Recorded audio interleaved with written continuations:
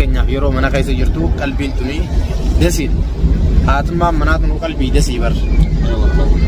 Gowaarsituu qalbii gartee miti ibsituu dukkana faayee manaati barisin faayee jiruuti. Silaa haati manaa agartee miti rabbumaa gaa biyyaa nu baase malee tanuma gartee miti akka daaba tolchanii babbareechanii akka faaya manaatti achi fannisanii ganama agartee luftee suuraa jala qaatee biraa deemtu bar. Babbareechanii cuqaa hin haadha lagisan haadha lagi osoo hin tanuma gartee bakkatti nyaataa dhugaatitti kannaniituma gartee miti. Akkuma isiin barbaadu guutuu guyyaa taa'aa fi ooltu bara haati manaa. Haadha manaa ilaalme. Isiin haadha manaa diimire saniif haati manaa. Assalamu alaikum warahmatullahi wabarakatuh. Daawwattoota kan eegaa alfa gaarii kan fayyaa keessan jirtanii sun jecha.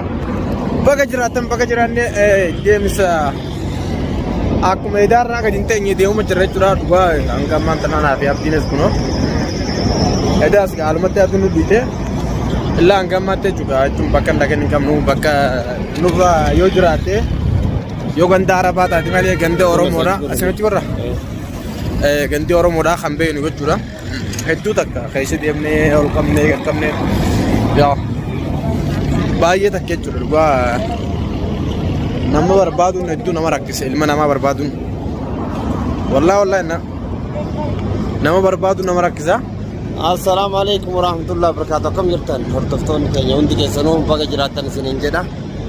Kunoo akkanatti dhukkeen miilan deemsan nutti takkaate kana rabbumarraa dhufte malee tun talamaate miti. Rabbi keenya haa godhume haasa'e.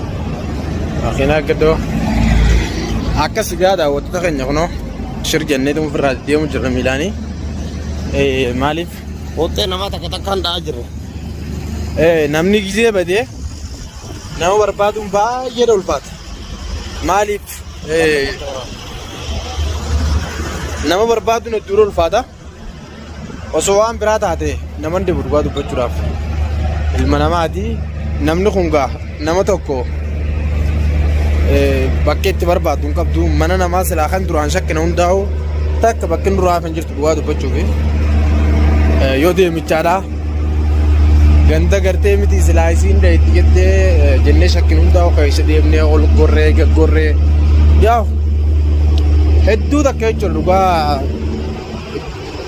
waan hin godhin hin qabne jechuudha barbaadaa keessatti. Saniif as keessatti an akkaan jirutti ammaan tana yaa isiin illee akka bilbila ni qabdi.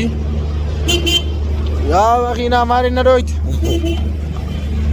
Makiinaa na dhooyte kaatee haa ho'ite. Zeenabaatis bilbila ni qabda. Zeenabaan jawwaala ofirraa qabda lo'uu samaati rabbu makaaliqa sodaa dhooti. Yaa nuti barbaannee sin agarru. Kan si harku rabbu makaaliqaa bakka jirtus ni beekta. Mana keetitti gali ilmaan keetitti illee gali. Yoo kadhageettu taate kadhageettuu taate dhugaa dubbachuuf hedduu takka jechuudha. Deemnee barbaannee si dhabnee kunoo godaan nuti seenanii hin qabnuti. Si galtee an bakkaan an duraan hin beekne hundaa irraan tanaaf diin nageesse. Bakkummaan isin duraan isinummaan dhaqu jirtanuu bakka hedduudha. Boo jaartii bakka hedduu barsiisuun gaarii miti yoo. Wallaahi jaartii bakka hedduu barsiisuun gaarii miti. Maaliif yoo tan gizee badde bakki itti barbaaddu hedduudha. Anamma dhangaamaan fuudhee jaartiitii manuma tokkoo fi mana lamaan barsiise malee achitti ittumaan hima yoo aartee mana kanaa baatees warrumaa baluu dhaqe yoo warraa baluu dhaqu baatte ati jaartiitii yaa mitiin jaalan. Huggisumaan itti wallaahi abdii ofii dhugaa qiyye. Magaalaa guddoon keessa jaartiin qabbaatee guwaa kutte eessa barbaadde boo fitnaa biraa. Kuttee lama kutteeree kun amma. Barta kuttee dhiisii hunuma dhaamsa uliifin jaana. Wanta maal hojjenna si iddoo kana guutuu barbaanne dhabne amma gara manatti ne yaadee binubu sa'aatillee deebee jira. Awwa gaani konkolaataa korree jechuudha. Akkasii sin jedha. Akkuma ijoolleen ganda kanaatti obboleessa namaan taphatti. Kulo ilmee achi agarsiisee. Awwa yaa hin dhaqqabnu akkattuu haftaa hojjirraati. Yaa maaliin achi qabaa miti dhiisi yaa. Akkatas qabu kan numattu. Nu deemoo yoo nu argani. Bar akka nama qabbantinis yeroo seente jirti. Qabbanti seentetti kunuutti. Ambaan akkaan ta'e manaa beektiin gara wallaa wanta akkallee uffaddan jiru. Akkuma itti agartanii daabdiin qabbana keessa halkan guutuun oofaa bulee. Kaan jechuun ijoollee suni gara ni nyaatte. Amma kunoo gara fuula gara manaa deeffannee jirra. Jechuun fagoodha amman konkolaataa korraa. Akka konkolaataa korrutti akkasumatti. Asirraa ganaa baasa lamaatti nu geessa. Baasa lamatti nu geessa. Saniifuu daawwattoota fayyaa fi qaalii fi gaarii Zeenab Atileen dhagee kan dachaasitti dhaamsaan siidhama. Abbaa mana keessa akka faaratti dhukkubu jira. Ilmaan kee abbaa iraarsu jiranii. Saniifuu waan kana hunda osoo beektuu hinaaffaadhaaf jettee bultii keessaa baatee ilmaan kee jalaa hin iyyoomsin.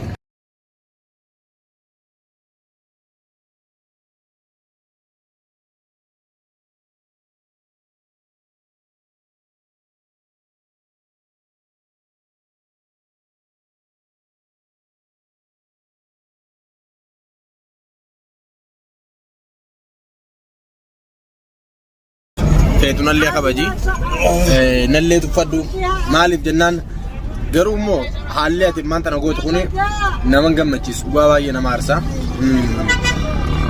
Magaalaa guddoo tana keessa barbaada ollee atiin tun bakka jirtu namni si himu hin jiru. Bakka namni jirtu tokko si himu hin jiru bilbila kee cufattee. Wallaahi maaliif hedduu magaalaan tun magaalaa guddoodha. Nuti amman tana hanga beeynu barbaanne malee mungkin eessa keessa jirtu beekuu hin dandeenyu. Kanaaf hedduu na gaddisiisa jechuudha. Inni achi dhukkubsataa jira, ibsaan dhukkubsataa jira. Ijoolleen akkatti rakkatti kalaas cinqatii sammuutti ta'e jechuudha. Wanti deemu annaaf hin galle dhugaa rabbiitu jechuudha. Amman tana eessa deemnee jechuudha. Kam agartan jechuudha. Hundi bootaan nuti itti buunu amma konkolaataa korree jirra. Kuni bara ammaa eegee jechuudha isin yeroo isin kutterraa baane nu amantanis nu amanuu baattanis namni tokko mana galeen jiru jaarsi kee dhukkubsate ilmaan keessa gubbaan cinqu jiran mee fakkeenyaaf isa fuunee mushteefaa geessin akkam jenne ilmaan keenya inni bira dhiisna yaaboo ilmaan illee shakkaa jirra fakkam nama itti dhiifnu humna garra jechuudha. Ayyuwaa saniif yeroo muraasa keessatti akka mana deebitu abdii guddaa qabachuu. Deemtee ammas rakkummaan biraatu akka sirra hin geenye maaliif xilaata baay'ee qabdaati xilaataatiin hin beekne hedduu qabda. Saniif deemtee xilaatota keetiif osoo karaa banuu baatte dasna jaa ture. Haa ta'u immoo akkaan taateef akka malee hin taateef eegama naa baatetti wanni goonu takka illee hin jirtu. Rabbii kee ni beekte yeroo kuma keessa hin beekte dhugaa dubbachuudhaaf ilmaan kee keessatti ilmaan kee babbareedu sanii hiyyoomsitee abbaa mana keetii qaalii fi gaarii san ka gartee qubaa afaan kaan nama hin jinne sanii ka irra hojjetan gartee sittin dubbanne san dhiistee gisee biraa deemtu hedduu takka nama raare dhugaa dubbachuudhaaf.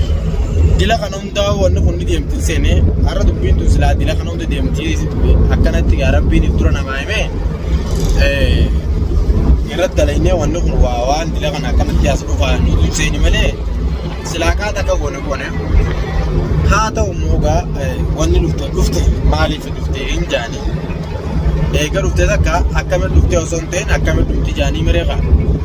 Saniif ammaan tana haalli isin itti dhufuu qabdu jalqaba irratti akkasuma walii wallaalle bara. Eeyyuu bara laa jechuun sidii kun dhugaadha namoota dhibdi. Amma Zeenab waan dandeessuun atis nu gargaaruu qabdi. Yeroodhaan ilmaan kee keessatti deebi'ee ilmaan keenya hiyyoomsin dhugaan sin jaa nutillee gartee dalagaa nu baasiniiti. Dalagaa hedduu qabna waan goonullee hedduu qabna.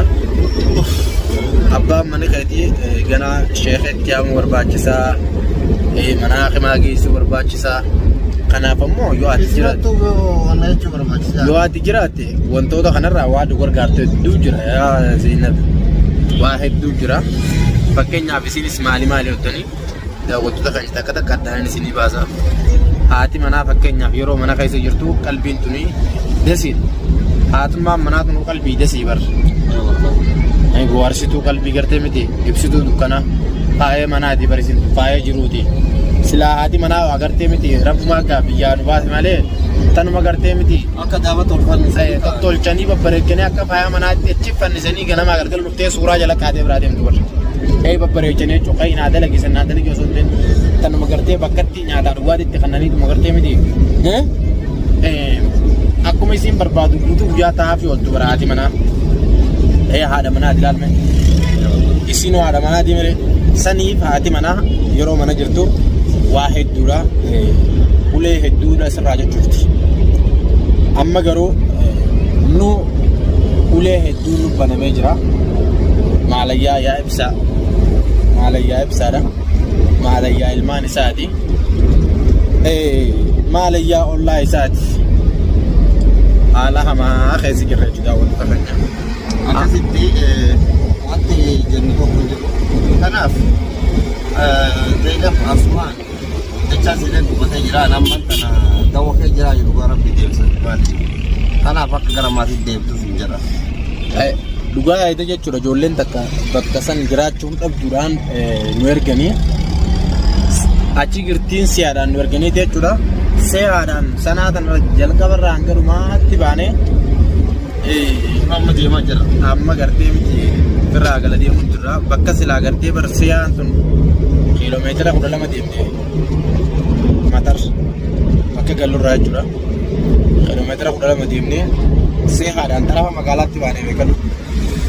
Haa ta'u immoo magaalaa waan uummanni illee akka waan quraanu jirtuuti jechuun shurtaanis karaarra jirti kunoo shurtaan illee nu karaarra jirti yaa ogaa naman qaban malee shurtaanis ni jirti waan lama hin qabnee miti saniifuu daawwattoota keenya hedduu takka rakkoodhaan dura deemu du'aayii godha daawwattoota keenya wanni takka illee wanni godhan hin jirtu yeroo ammaa kanatti magaalaa tana guutuu waliin isinii keenya dirqiidhaan nama kana fiduu hin dandeenyu. Wallaahi kun magaalaan akkana jirti. Magaalaan akkana jirti magaalaan rabbi. Maaliif jennaani waan goonuutu hin jirre egaa magaalaa guddicha na keessatti ilma namaa arguun ni jabaatti. Ilma namaa arguun hedduu takka ulfaatti. Saniif haati manaa ibsaadhaa haati mubaarak kabajamtuu fi jaalatamtuun osoo amman jannatti laal. Amma miti gartee miti daqiiquma kana keessatti rabbiin mana si haa deebisu yaa obboleetti eegaanii waan takka waan isin jedhu qabu. Dhugaa rabbi yoon suma gartee miti du'aa masii godhe malee silaa baatee ala jirta. Akka keessa jirtuu fi bakka jirtu rabbuma Xaaliqaa beeka. Waa gammachuun qabu gartee miti namni yaadee jiru jedhe. Kanaadha mana isaatiin gartee miti ganda jiru jedhaal. Saniif hedduu takka nuti yaadamne jirra ilmaan kee adiyyoomanii jiranii ilmaan kee jalaan adiyyoomsiti gizeedhaan ilmaan kee keessa galii maaliif jennaan waan goonuu hedduu jira abbaa mana keetis jalaa dhukkuu jira miidhaa bira wanni yaadarra nama miidhuun jirtu. Miidharra hin geessanii duraa miidhamee jiraate miidharra hin geessanii. Haala kanaan adawwiin teenyaas nu gammaddi. Yaaboo. Gammaddee lama gammaddi. Ayiwaa nu gammadanillee gartee miti. Rabbiin gartee numa kanaafuu karaaf haa deebi'u. Akkasitti adiis rabbiin gartee mana si haa deebisu yaa obboleetitti jira. Namni waa barbaadee nama narko ka barbaadee nama narko rakkuma Xaaliqaa mana si haa deebisu gooyitaan tokko jisuun ni danda'a. Kan akkasiin sinjaa gara kiyyaan dhaamsaan qabu gartee miti waan silaa namni sinjoo siinin jaa bilbila keetillee banadhu akka gartee sagalee illee si dhageenyu sagaluma keetu bakka kanaatiin jiranuun jee gaarii miti akkanatti gartee cal jettee kaatee deemuun tun gaarii miti. Hedduu takka jechuudha gaanu dhiphisu jirta maalayyaa ijoollee keetii fi ibsaadha. Akkasitti afaan guutuun nu qoore osoo makiinaa qilleensa keessa qilleensa kaanii fi kaan keessa deemnu jechuudha yeroon akka qabbanaatii fi qilleensa addaan booti hafnu goote magaalummaan tunu waan takka daawwattoota keenya isinillee gartee miti du'aayii godha. Namni tokkolleen kan rakkoo qabu hin jiru abdiinis rakkoo qabu dachaanis rakkoo qabu ibsaanis rakkoo qabu rakkoon tun rabbuun biraa dhuftee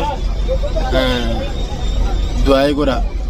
Silaa rakkoo qabaannee gartee miti furmaatan barbaannu rakkoo ta'e mana waan goone gooneeti waan goone beeynaa manaa gadi hin baanu.